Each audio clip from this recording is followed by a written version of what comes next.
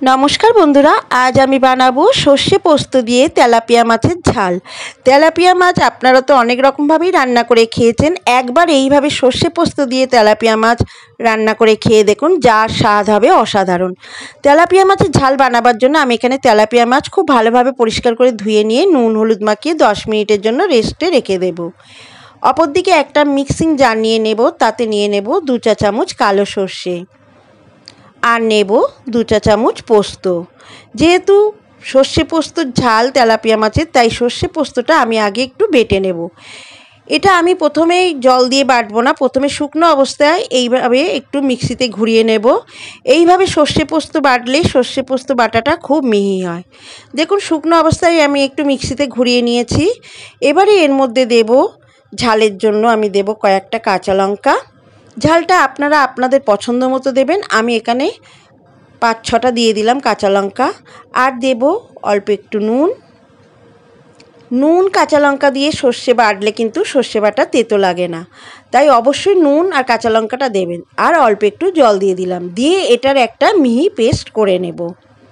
দেখুন, সর্ষে পোস্তটা একদম মিহি করে বেটে নেওয়া হয়ে গেছে। একদম মিহিভাবে বাটাটা হয়েছে। বাটাটা কতটা সুন্দর হয়েছে।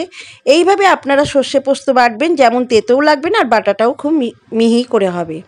এটাকে এক সাইডে রেখে দেবে। এবারে গ্যাসের উপরে কড়াই বসিয়ে পরিমাণ মতো সর্ষের তেল দিয়ে দিয়েছি। তেলটা গরম হলে অল্প একটু হলুদ গুঁড়ো আর অল্প একটু নুন দিয়ে দিলাম।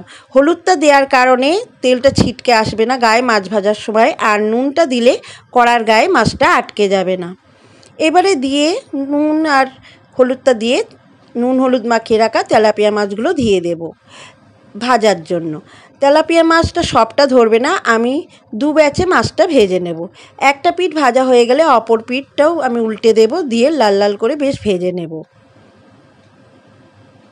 আমার এক ব্যাচের মাছ ভাজা হয়ে গেছে, আর এক ব্যাচের মাছ ভাজতে দিয়ে দিলাম। দিয়ে উল্টে পাল্টে বেশ লাল লাল করে মাছগুলো আমি ভেজে নিচ্ছি। দেখুন, সমস্ত তেলাপিয়া মাছটা আমার ভেজে নেওয়া হয়ে গেছে। আমি একটা পাত্রে নামিয়ে রেখে দিয়েছি। আর ভাজাটা খুব কড়াও হবে না, আবার খুব অল্প ভাজাও হবে না, ঠিক এরকম ভাজা রাখতে হবে। এবারে ওই মাছ ভাজার তেলেই দিয়ে দেব 1/2 চা চামচ কালো জিরে আর দেব 3টে চেরা কাঁচা লঙ্কা। কালো জিরে আর কাঁচা লঙ্কাটা কয়েক সেকেন্ড ভাজা ভাজা করে নেব।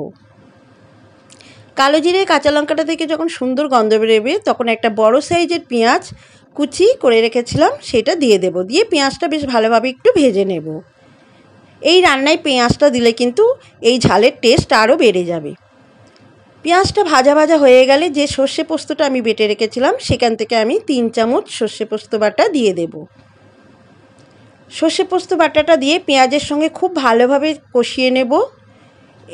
সর্ষে পোস্তটা যত বেশি ভালো কষানো হবে, এই ঝালের টেস্ট কিন্তু তত বেশি হবে।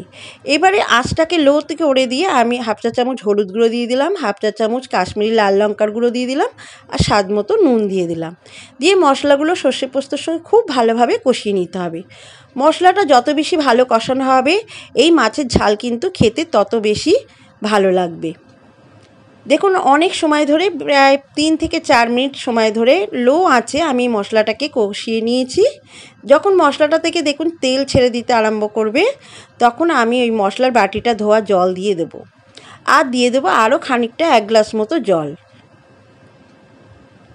জলটা দিয়ে আমি ঝোলটাকে একটু ফুটতে দেব, ভালোভাবে মিশিয়ে নেব, নিয়ে ফুটতে দেব। ঝোলটা যখন ফুটে উঠবে, তখন ভেজে রাখা তেলাপিয়া মাছগুলো সমস্তটা দিয়ে দেব। তেলাপিয়া মাছগুলো দিয়ে ঝোলের সঙ্গে খুব ভালোভাবে একটু ডুবিয়ে দেব। দিয়ে একটা ঢাকা দিয়ে আমি 5 থেকে 6 মিনিট মিডিয়াম আঁচে এটাকে রান্না করে নেব। 5 থেকে 6 মিনিট পর দেখাচ্ছি। দেখুন, আমার তেলাপিয়া মাছের ঝাল হয়ে এসছে প্রায়। আর একটু শুকিয়ে নেব।